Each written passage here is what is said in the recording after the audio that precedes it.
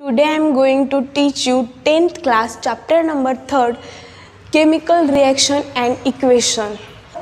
Chemical reaction and equation हा chapter खूप महत्त्वाचा आहे आणि त्यामध्ये आपल्याला केमिस्ट्रीचा बेस आहे इक्वेशनसाठी. तर त्याच्यात केमिकल इक्वेशन आहेत, केमिकल रिॲक्शन आहेत. केमिकल इक्वेशन रिॲक्शन म्हणलं की तुम्ही थोडं घाबरून जाता. घाबरायचं काहीही कारण नाही. मी प्रयत्न करते की तुम्हाला हा सगळा चॅप्टर समजून जाईल. तर पहिल्यांदा आपण शिकणार आहोत केमिकल रिॲक्शन, त्यानंतर rules of writing chemical reaction. तर केमिकल रिॲक्शन लिहिण्याचे काही रूल्स आहेत, ते रूल देखील आपण इथे शिकणार आहोत. त्याच्यानंतर बॅलन्सिंग केमिकल रिॲक्शन, तर एखादी केमिकल रिॲक्शन बॅलन्स कशी करायची ते आपण या चॅप्टरमध्ये शिकणार आहोत. आणि सगळ्यात महत्त्वाचा टाइप्स ऑफ केमिकल रिॲक्शन, तर केमिकल रिॲक्शनचे कोणते प्रकार पडतात ते देखील आपण या चॅप्टरमध्ये शिकणार आहोत. तर काही बेसिक आहे, ते बेसिक पहिल्यांदा आपण पाहून घेऊया. तर what are the difference between element and compound, हे आपण पिरियडिक क्लासिफिकेशन शिकत असताना पाहिलं होतं की इलिमेंट आणि कंपाऊंडमध्ये काय डिफरन्स आहे. तरीही देखील मी तुम्हाला एकदा रिकॉल करून देते. The molecule of an elements are made up of one or more atoms, they all are exactly same. तर इलिमेंट म्हणजे एकापेक्षा जास्त ॲटम पण ते सगळे सेम आहेत. म्हणजे सेम हा एक ॲटम आहे, ह्याच्यात जे ॲटम आहेत हे एकापेक्षा जास्त आहेत पण ते सगळे सेम ॲटमचा ग्रुप तयार होतो, त्याला आपण इलिमेंट म्हणतो. आणि कंपाऊंड म्हणजे काय, तर the molecule of an compound are made up of different types of atom. म्हणजे हा एक कंपाऊंड आहे, या कंपाऊंडमध्ये डिफरंट टाइप्सचे ॲटम आहेत, याला आपण कंपाऊंड म्हणतो. हे आपण प्रिव्हियस लेक्चरमध्ये पाहिलं होतं आणि हे सगळं बेसिक तुम्हाला इयत्ता 9वीमध्ये देखील झालेलं आहे. तर हा पहिला क्वेश्चन होता की डिफरन्स बिटवीन इलिमेंटमध्ये आणि कंपाऊंडमध्ये काय डिफरन्स आहे हे आपण पाहिलं. आता दुसरा क्वेश्चन आहे, चॅप्टरमध्ये व्हॅलन्सी म्हणजे काय हे शिकलं होतं. तर त्यांनी इथे तेच विचारले, what is mean by valency. तर व्हॅलन्सी म्हणजे काय, the capacity of an element to combine is called as valency. म्हणजे एखाद्या इलिमेंट्सची कॅपॅसिटी किती आहे दुसऱ्या इलिमेंटला स्वतःजवळ आणण्याची किंवा देण्याची, त्याला म्हणतात capacity. It is the number of chemical bond formed by one atom of an element with other atom. म्हणजे एखादा ॲटम दुसऱ्या ॲटमसोबत जेव्हा बॉन्ड तयार करतो, ते बॉन्ड तयार करण्याची कॅपॅसिटी किती, म्हणजेच व्हॅलन्सी. जसं की सपोज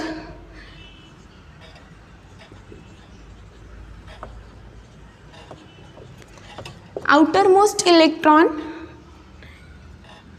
पहिल्या ग्रुपमध्ये 1 आहे, 2 3 4 5 6 7 आणि 8. तर पहिल्या ग्रुपमधला इलेक्ट्रॉन 1 इलेक्ट्रॉन डोनेट करतो, म्हणजे देऊन टाकतो. तर त्यांची व्हॅलन्सी झाली 1. म्हणजे जसं की आपण एक ॲटॉमिक नंबर हायड्रोजनचा 1 आहे, म्हणजे याची हायड्रोजनची कॅपॅसिटी ही 1 आहे. तसंच 2 मध्ये 2 व्हॅलन्सी, सेकंड ग्रुपची व्हॅलन्सी ही 2 आहे. मग तिसऱ्या ग्रुपची व्हॅलन्सी 3 आहे का, तर नाही. 10 + 3 ह्या बाकीच्या सगळ्या ग्रुपमध्ये +10 करायचं, त्याच्यानंतर आपल्याला ग्रुप नंबर कळतो. तर आउटर मोस्ट इलेक्ट्रॉन 13व्या ग्रुपमध्ये, तर 13व्या ग्रुपमध्ये 3 आउटर मोस्ट ऑर्बिटलमध्ये 3 इलेक्ट्रॉन प्रेझेंट असतात, म्हणून त्यांची व्हॅलन्सी झाली 3. ही व्हॅलन्सी 3 आहे पण ग्रुप नंबर यांचा 13 आहे. तसंच 4 व्हॅलन्सी ही 14व्या ग्रुपची आहे. मग 15व्या ग्रुपची व्हॅलन्सी ही 5 येते का, तर नाही. 8 - 5. तर 15वा ग्रुप 5 इलेक्ट्रॉन देण्यापेक्षा तो म्हणतो की माझ्याकडे 5 आहेत आणि त्यांचं ऑक्टेट कंप्लीट करण्यासाठी 3 इलेक्ट्रॉन्सची गरज असती.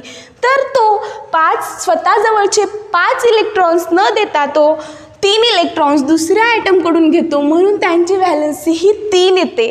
तसंच 16व्या ग्रुपची व्हॅलन्सी 2 येते, 17व्याची 1 येते आणि 18व्या ग्रुपमध्ये आउटर मोस्ट ऑर्बिटलमध्ये 8 इलेक्ट्रॉन प्रेझेंट असतात.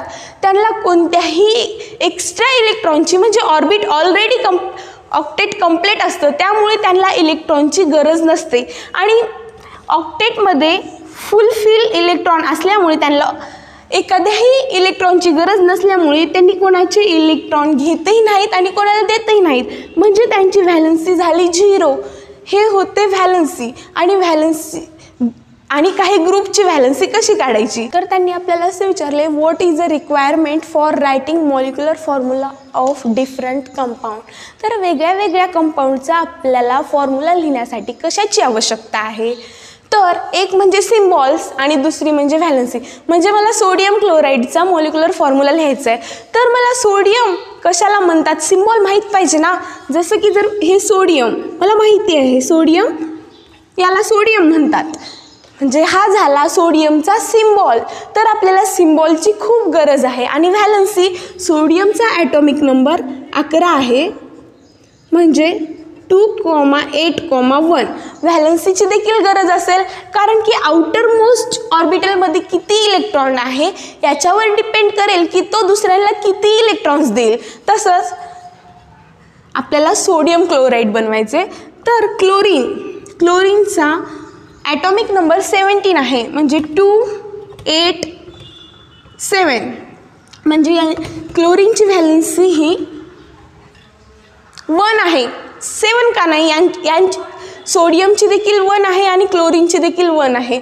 तर क्लोरीनची 1 कशी, यांच्या तर आउटर मोस्ट ऑर्बिटलमध्ये 7 इलेक्ट्रॉन आहेत पण 7 इलेक्ट्रॉन जरी असले तरी क्लोरीन हा 1 इलेक्ट्रॉन ॲक्सेप्ट करणं प्रेफर करतो. त्याला 7 इलेक्ट्रॉन दुसऱ्याला द्यावे वाटतील का, नाही.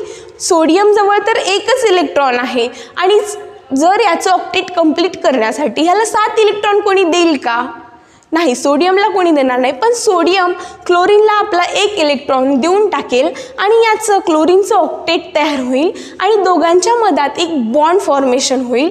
त्याला आपण Na+Cl यूज NaCl हा कंपाऊंड तयार झाला. तर इथं हेच सांगितले की आपल्याला एखादा मॉलिक्युलर फॉर्म्युला लिहिण्यासाठी कशाची आवश्यकता आहे. पहिला म्हणजे सिम्बॉल, जो की आपल्याला त्याच्या एलिमेंट्सचा सिम्बॉल माहिती पाहिजे. नाहीतर सोडियम क्लोराईड कोणीतरी सांगितलं आहे आणि मी पोटॅशियम क्लोराईड लिहिलं असं जमेल का, नाही. त्यासाठी आपल्याला सिम्बॉल्सची गरज आहे. आणि दुसरी म्हणजे व्हॅलन्सीची. त्यांच्या आउटर मोस्ट ऑर्बिटलमध्ये किती इलेक्ट्रॉन्स आहेत याच्यावर डिपेंड होतं की हा इलेक्ट्रॉन स्वतःकडचे देतो की दुसऱ्यांकडचे घेतो. याच्यासाठी आपल्याला व्हॅलन्सीची देखील तेवढीच गरज आहे. तर आपल्याला एखाद्या इलेमेंट्सचा मॉलिक्युलर फॉर्म्युला लिहिण्यासाठी सिम्बॉल्सची आणि व्हॅलन्सीची गरज लागते. तर या क्वेश्चनमध्ये आपल्याला असं विचारले, how are the molecular formula of the compound return. तर एखाद्या कंपाऊंडचा मॉलिक्युलर फॉर्म्युला कसा लिहायचा तर मी इथं तुम्हाला एक एक्झाम्पल घेऊन दाखवते. पहिल्यांदा आपल्याला सांगितलं होतं की त्यांनी सिम्बॉल्सची गरज आहे.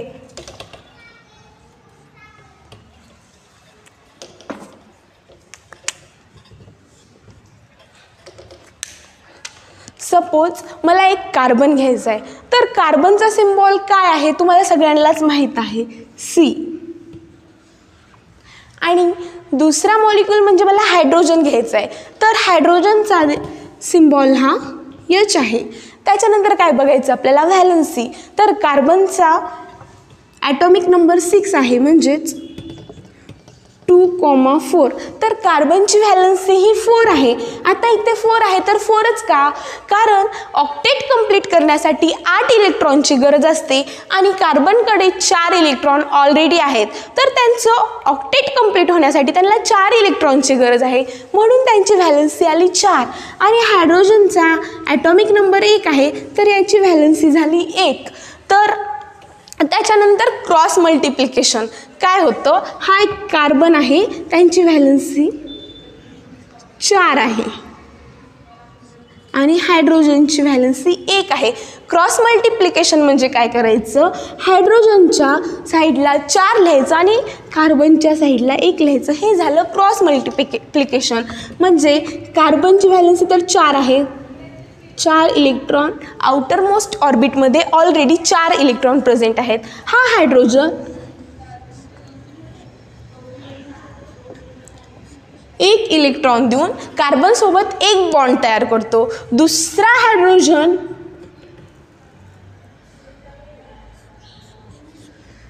स्वतःजवळचा 1 इलेक्ट्रॉन कार्बनला देऊन दुसरा बॉन्ड तयार करतो. तसंच तिसराही हायड्रोजन स्वतःजवळचा 1 इलेक्ट्रॉन देऊन कार्बनसोबत तिसरा बॉन्ड तयार करतो आणि चौथाही हायड्रोजन चौथा बॉन्ड तयार करतो. तर क्रॉस मल्टिप्लिकेशन म्हणजे काय, तर जर आता आपण क्रॉस मल्टिप्लिकेशन केलं म्हणजे कार्बनला हायड्रोजनच्या व्हॅलन्सीशी क्रॉस केलं तर C1 आणि हायड्रोजनला कार्बनच्या व्हॅलन्सीशी क्रॉस केलं तर CH4. आपण लिहिताना CH4 लिहितो, पण C1H4 असा त्याचा मॉलिक्युलर फॉर्म्युला असतो. तर तुम्हाला समजलं असेल की क्रॉस मल्टिप्लिकेशन म्हणजे काय, व्हॅलन्सी म्हणजे काय आणि त्यांचा सिम्बॉल किती महत्त्वाचा असतो. तर some of the scientists 18th and 19th century carried out fundamental experiment on the chemical reaction. म्हणजे केमिकल रिॲक्शनवर काही एक्सपेरिमेंट करायला काही सायंटिस्टनी सुरुवात केली आणि त्यांना असं आढळून आलं, त्यांनी प्रूफ काय केलं त्या एक्सपेरिमेंटमधून, they prove from their experiment that during chemical reaction composition of matter change and that change is permanent. त्यांनी असं प्रूफ केलं काही केमिकल चेंज होतात आणि ते केमिकल चेंज हे परमनंट असतात. त्यांनी त्यांच्या एक्सपेरिमेंटमधून प्रूफ केलं आणि जे चेंज परमनंट राहत नाहीत, टेम्पररी चेंज असतात, त्यांनी त्याला फिजिकल चेंज असं नाव दिलं. तर फिजिकल चेंज हे रिव्हर्सिबल असतात आणि केमिकल चेंज हे परमनंट असतात. तर आपल्याला काही एक्झाम्पल दिलेले आहेत परमनंट चेंजचे आणि टेम्पररी चेंजचे, तुम्ही बुकमध्ये पाहू शकता. तर ते एक्झाम्पल आपण इथे सॉल्व करूया. तर त्यांनी आपल्याला हे काही एक्झाम्पल दिलेत आणि आपल्याला फिजिकल चेंज आहे की केमिकल चेंज आहे हे ओळखायला सांगितले. तर हे एक्झाम्पल बघण्यापूर्वी तुम्हाला केमिकल चेंज आणि फिजिकल चेंज हे कळाले की नाही खूप महत्त्वाचं आहे. तर पहिल्यांदा बघा, केमिकल चेंज म्हणजे जर एखादी रिॲक्शन झाल्याच्या नंतर ती केमिकल चेंज असते. म्हणजे जसं की आपण काहीतरी खाल्लंय, जसं की एखादा पेरू आहे, त्या पेरूला कोणीतरी खाल्ल्याच्या नंतर आपल्या पोटामध्ये बरेच केमिकल्स असतात आणि त्या केमिकलसोबत त्या फूडची रिॲक्शन होते. ती रिव्हर्सिबल असते का, आपण खाल्लेलं फ्रूट बाहेर आणू शकतो का, नाही. तो झाला केमिकल चेंज.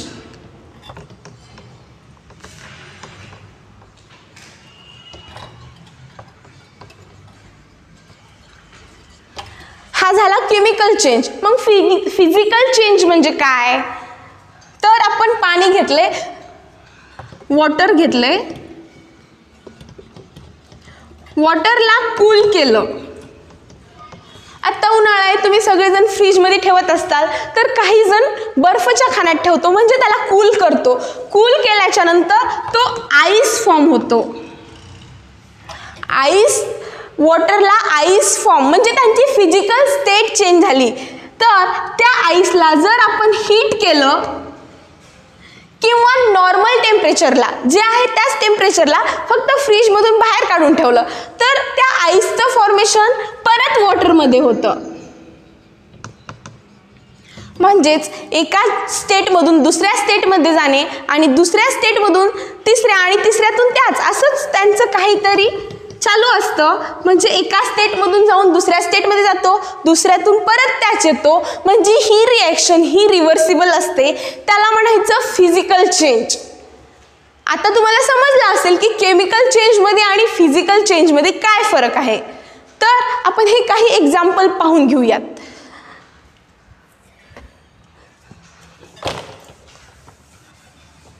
तर पहिलं एक्झाम्पल आहे ट्रान्सफॉर्मेशन ऑफ वॉटर. मी आत्ताच सांगितलं तुम्हाला, सपोज आपण हे वॉटर घेतलंय, त्या वॉटरला आपण हीट केलंय. हीट म्हणजे आपण त्याला हीट प्रोव्हाइड केली आहे. तर हीट केल्याच्या नंतर या वॉटरची स्टेट चेंज होते. काय होते, या वॉटरचे व्हेपर तयार होतात आणि त्या व्हेपरला आपण कूल केल्याच्या नंतर डबल वॉटर फॉर्म होतं. म्हणजे ही कोणती स्टेट झाली, म्हणजे ही कोणती रिॲक्शन झाली, तर म्हणजे हे कोणता चेंज झाला, तर ट्रान्सफॉर्मेशन ऑफ वॉटर हा एक फिजिकल चेंज झाला.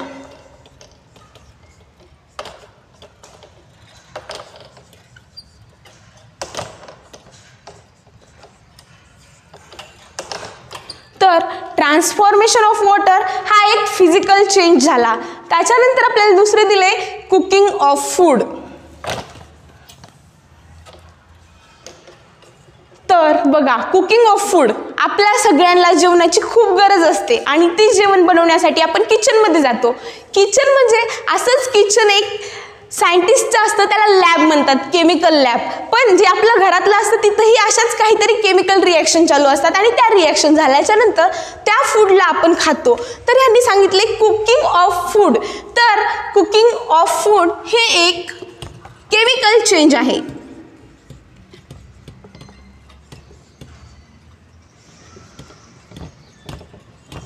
आपण एखादी भाजी बनवली आणि ती भाजी बनवणे झाल्याच्या नंतर त्यांच्यात एक रिॲक्शन झाली, तो झाला केमिकल चेंज. ती रिव्हर्सिबल आहे का? नाही. आपण केलेली भाजी रिटर्न आपण काटलेल्या भाजीत आणू शकतो का? डबल त्याला शिजवून दुसऱ्या दिवशी 4 दिवसांनी खाऊ शकतो का?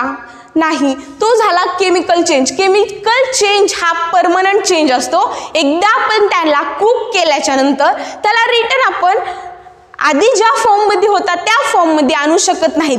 तो झाला केमिकल चेंज. तर तिसरं एक्झाम्पल आहे रिपेनिंग ऑफ फ्रूट. रिपेनिंग ऑफ फ्रूट म्हणजे काय? जसं की माझ्याकडे एक आंबा आहे,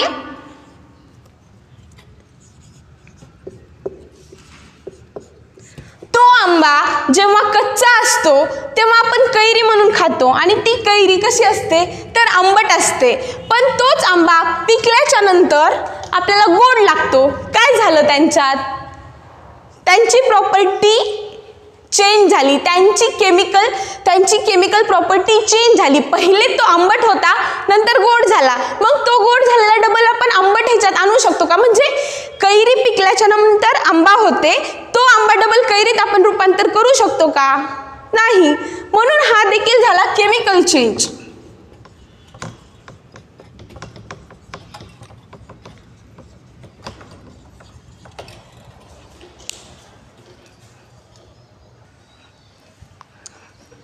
तर चौथं एक्झाम्पल आहे मिल्क टर्न इनटू कर्ड. तर दुधाचे रूपांतर दह्यात झाल्याच्या नंतर आपण दह्याचं डबल दूध करू शकतो का? नाही ना. मग काय येतो? हा कोणता चेंज येतो? फिजिकल येतो की केमिकल येतो? सांगा फास्ट फास्ट फास्ट. तर हा केमिकल चेंज येतो.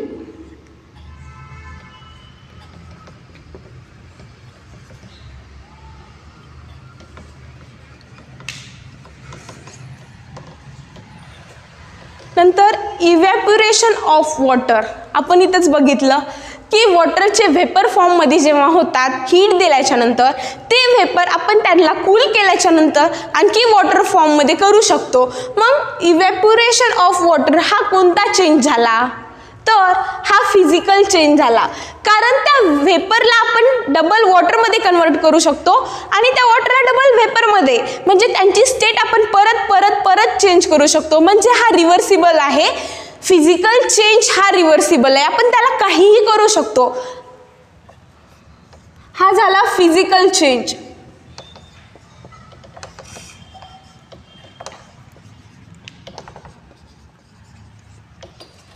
तर त्यांनी आपल्याला अजून एक एक्झाम्पल दिले digesting of food into stomach. म्हणजे आपण अन्न खाल्ल्याच्या नंतर आपल्या शरीरामध्ये बऱ्याच प्रकारचे केमिकल्स असतात आणि त्या केमिकलसोबत त्या अन्नाची रिॲक्शन होते. तर तो चेंज झाला म्हणजे केमिकल चेंज.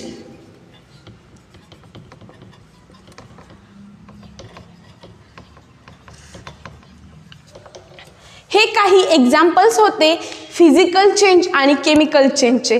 तर यावरून तुम्हाला फिजिकल चेंज आणि केमिकल चेंज म्हणजे काय हे कळालं असेल. तर तुमच्या पुस्तकामध्ये तुम्हाला काही ॲक्टिव्हिटी दिल्या आहेत, तर त्या ॲक्टिव्हिटी मी इथं काही करून दाखवू शकत नाही, तुम्ही त्या तुमच्या शाळेतल्या सरांकडून शिका. पण मी तुम्हाला एक जनरल त्याच्याबद्दल इन्फॉर्मेशन सांगते की नेमकी करायची कशी आणि त्याच्यातून भेटते काय. तर त्याच्यात त्यांनी ॲपॅरेटस घेतलेत, thermometer, evaporating dish, tripod stand, funnel, Bunsen burner इत्यादी. जर तुम्ही शाळेत गेल्याच्यानंतर जेव्हा तुमचे सर तुम्हाला लॅबमध्ये नेऊन जेव्हा हे प्रॅक्टिकल घेतील तेव्हा तुम्हाला आणखी समजेल. पण ते प्रॅक्टिकल कसं घ्यायचं एक छोटंसं आणि थोड्याशा ह्याच्यात मी तुम्हाला सांगते. तर त्याच्यासाठी आपल्याला केमिकल्स लागणार आहेत. लाईमस्टोन पावडर, ज्याला आपण मराठीत चुनखडी म्हणतो, ती चुन्यासारखीच पांढऱ्या कलरची असते लाईमस्टोन पावडर. त्याच्यानंतर copper sulphate, calcium chloride, potassium chromate, zinc dust, त्याच्यानंतर सोडियम कार्बोनेट आणि थॅलिक अनहायड्रेट इत्यादी आपल्याला केमिकल्स पाहिजेत आणि त्याच्यानंतर हे ॲपॅरेटस पाहिजेत. त्यानंतर आपण हा प्रयोग करू शकतो. तर त्यांनी आपल्याला एक प्रोसिजर दिली आणि त्या प्रोसिजरमध्ये आपल्याला असं सांगितलं, म्हणजे त्यांनी 4-5 प्रोसिजर दिल्यात आणि आपल्याला असं सांगितलं आहे 2 ते 4 म्हणजे 2, 3, 4 ह्या 3 प्रोसिजरमध्ये आपल्याला टेम्परेचर पण इन्क्लूड करायचं आहे. काय टेम्परेचर आहे, टेम्परेचर इन्क्रीज झालं, डिक्रीज झालं, काय झालं हे देखील रेकॉर्ड करायचं आहे. तर 5 प्रोसिजर दिलेले आहेत. त्या 5 प्रोसिजर आपण एक एक करून पाहूत. तर मी हे थोडं मोडून घेते म्हणजे बाकीचं लिहायला सोपं जाईल. त्यांनी ही पहिली प्रोसिजर दिली आहे. त्याच्यात त्यांनी आपल्याला असं सांगितले, take a spoonful lime powder in an evaporating dish, heat it strongly high blue flame. तर त्यांनी आपल्याला असं सांगितलं आहे की ही एक इव्हॅपोरेटिंग डिश आहे, याच्यामध्ये आपल्याला लाईम वॉटर घ्यायचं आहे, याच्यामध्ये आपल्याला लाईम पावडर घ्यायचं आहे. सपोज आपण 1 चमचा लाईम पावडर याच्यात घेतले आणि याला आपल्याला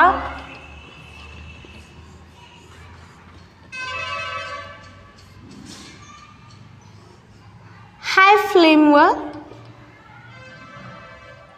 ठेवायचे. हाय फ्लेमवर ठेवल्याच्यानंतर काय होतं, त्याला हीट भेटते आणि हीट भेटल्याच्यानंतर याच्यातून गॅस CO2 गॅस बाहेर पडतो. तर आपण रिॲक्शन बघून घेऊया. तर लाईम पावडर म्हणजे काय, तर कॅल्शियम कार्बोनेट CaCO3 हे म्हणजे कॅल्शियम कार्बोनेट म्हणजे लाईम पावडर. याची आपण रिॲक्शन केली. कोणासोबत केली, आपण रिॲक्शनमध्ये काही केलं का, नाही, फक्त आपण याला एका इव्हॅपोरेटिंग डिशमध्ये या डिशमध्ये टाकलं आणि या डिशला खालून हीट दिली. तर आपण याच्यावर हीट म्हणजे मी तुम्हाला नंतर सांगणार आहे, पण इतकं लक्षात ठेवा की हा एक कॅटॅलिस्ट असतो. तर हीट केल्याच्या नंतर याच्यातून कॅल्शियम ऑक्साईड तयार झाला आणि कार्बन डायऑक्साईड जो की गॅसच्या स्वरूपात बाहेर पडला आणि कॅल्शियम ऑक्साईड तयार झाला. तर काय झालं बघा, कॅल्शियम कार्बोनेटपासून कॅल्शियम ऑक्साईड तयार झाला. म्हणजे एका रिॲक्टंटपासून आपल्याला 2 प्रोडक्ट तयार झाले. आपल्याला या कॅल्शियम कार्बोनेटपासून कॅल्शियम ऑक्साईड आणि कार्बन डायऑक्साईड हे 2 प्रोडक्ट भेटले. पहिली प्रोसिजर होती, तर या कॅल्शियम कार्बोनेटपासून कॅल्शियम ऑक्साईड तयार झालं. म्हणजे कोणता चेंज झाला, या कॅल्शियम ऑक्साईडला आपण परत कॅल्शियम कार्बोनेट करू शकतो का, नाही. तर हा केमिकल चेंज झाला.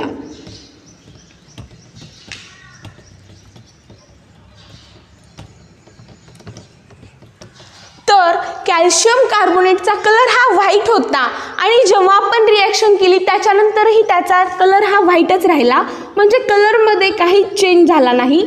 त्याच्यानंतर त्यांच्यातून एक गॅस बाहेर पडला, CO2 गॅस बाहेर पडला.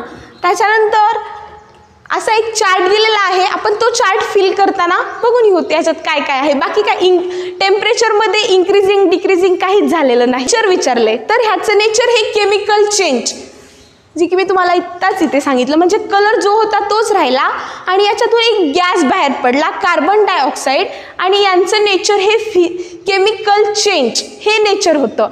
तर आपण दुसरी प्रोसिजर पाहू.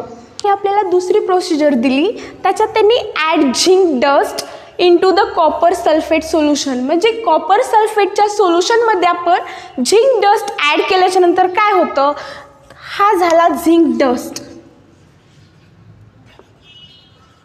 त्याला आपण कॉपर सल्फेटमध्ये ॲड केलं.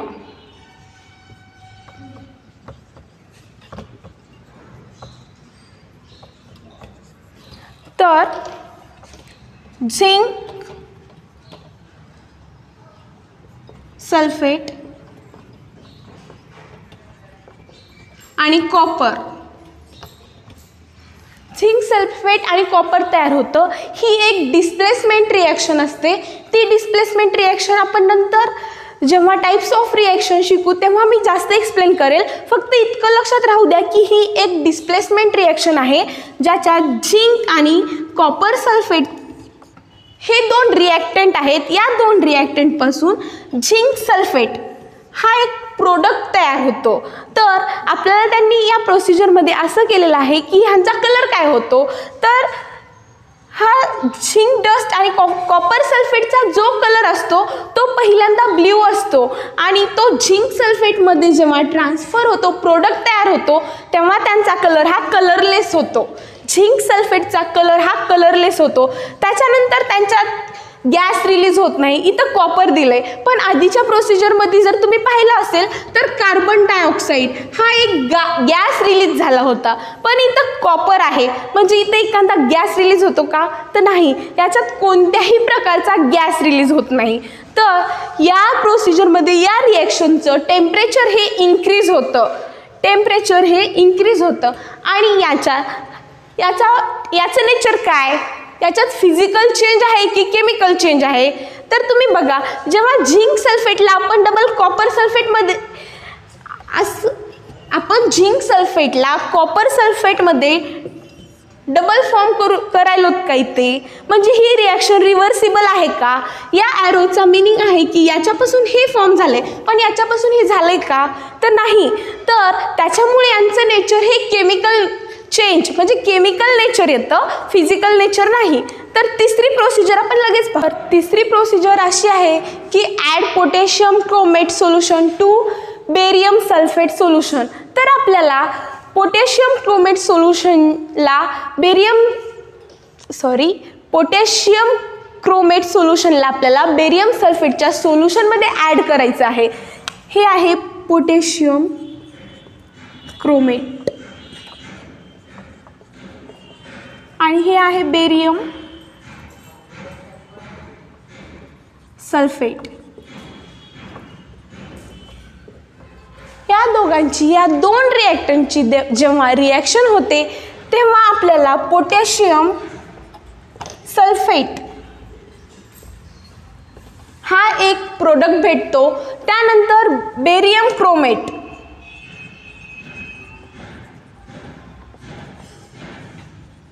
हा एक प्रोडक्ट भेटतो.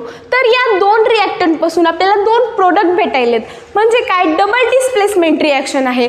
जसं की हा K2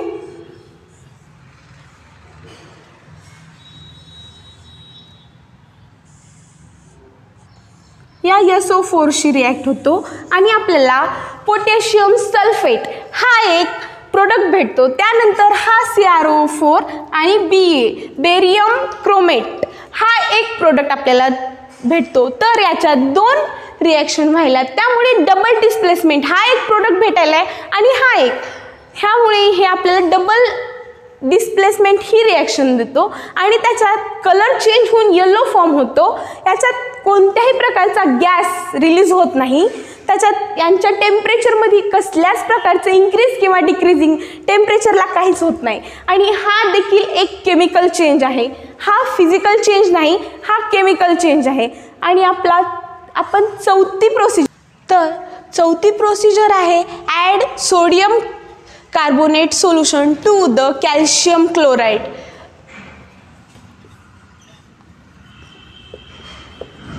तर सोडियम कार्बोनेटच्या सोल्युशनमध्ये आपल्याला कॅल्शियम क्लोराईड ॲड करायचं. या दोन रिॲक्टंटपासून आपल्याला 2NaCl + CaCO3 हे प्रोडक्ट भेटतात. तर आपण रिॲक्शन बॅलन्स करूया. Na2 म्हणजे 2Na आणि आपल्याकडे Cl पण 2 आहेत.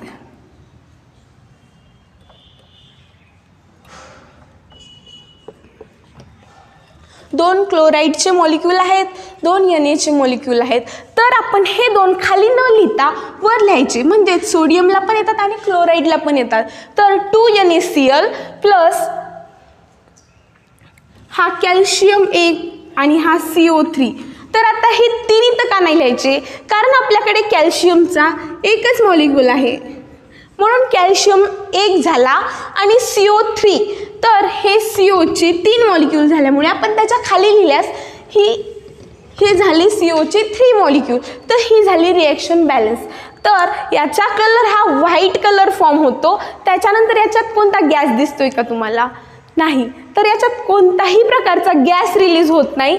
याचं टेम्परेचर हे डिक्रीज होतं आणि त्यानंतर हा एक केमिकल चेंज आहे. मग आधीच्या एका प्रोसिजरमध्ये आपलं टेम्परेचर इन्क्रीज झालं होतं, या ठिकाणी टेम्परेचर डिक्रीज झालं. काय आहे टेम्परेचर इन्क्रीज डिक्रीज म्हणजे? तर ते एक्झोथर्मिक एंडोथर्मिक रिॲक्शनचे काही टाईप्स आहेत ते आपण तेव्हाच पाहूयात. फक्त इतकंच लक्षात ठेवा की टेम्परेचर डिक्रीज आणि इन्क्रीज झाल्याच्या नंतर काहीतरी एक्झोथर्मिक एंडोथर्मिक रिॲक्शन होतात. तर आपली लास्टची प्रोसिजर आपण पाहून घेऊ.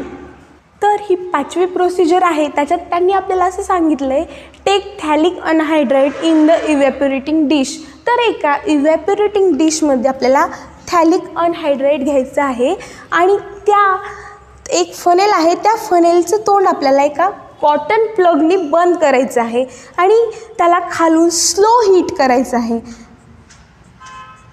स्लो हीट केल्याच्या नंतर त्याच्यातून जे कार्बन डायऑक्साईड बाहेर पडतात ते त्या फनेलच्या कॉटन प्लग केलेल्या भागावर इथे जमा होतात आणि खाली जे राहतं, सपोज खाली काहीतरी आहे, तर आपण या रिॲक्शनला जेव्हा बंद केलं, नॉर्मल टेम्परेचरला ठेवल्याच्या नंतर हे जे वेपर्स आहेत ते डबल या मिक्सचरमध्ये ॲड होतात आणि जो प्रोडक्ट आहे आपला रिॲक्टंट तो तयार होतो. तर हा एक फिजिकल चेंज आहे. फिजिकल चेंज का की आपण म्हणलं होतं ना, जर एखादी स्टेट चेंज झाली आणि त्याच्यातून डबल तो त्याच स्टेटमध्ये परत आला तर त्याला आपण फिजिकल चेंज म्हणतो. तर याच्यात पण तसंच होतं. जी ही रिॲक्शन आहे 2C8H4O3 plus 15O2 it gives, हे 2 रिॲक्टंट आहेत आणि या 2 रिॲक्टंटपासून आपल्याला हे प्रोडक्ट भेटले, CO2 16CO2 आणि हे 4H2O. तर याच्यातून गॅस रिलीज होतो, आणि यांचं नेचर हे फिजिकल चेंज हे नेचर असतं. हे काही 4-5 प्रोसिजर होते, हे आपल्या टॉपिकसाठी खूप महत्त्वाचे आहेत आणि या 4-5 रिॲक्शनवरच आपला पूर्ण टॉपिक आहे. हे प्रॅक्टिकल होतं, हे प्रॅक्टिकल तुम्हाला शाळेत घेतल्या जाईल आणि त्यावेळी तुम्हाला हे आणखी जास्त समजेल. पण मी तुम्हाला एक थोडंसं शॉर्टमध्ये सांगितलं समजण्यासाठी, कारण की या 5 रिॲक्शनवरच आपला पूर्ण चॅप्टर आहे. तर तुम्ही हे पहा, पण नेक्स्ट व्हिडिओत नेक्स्ट काय आहे ते पाहूया.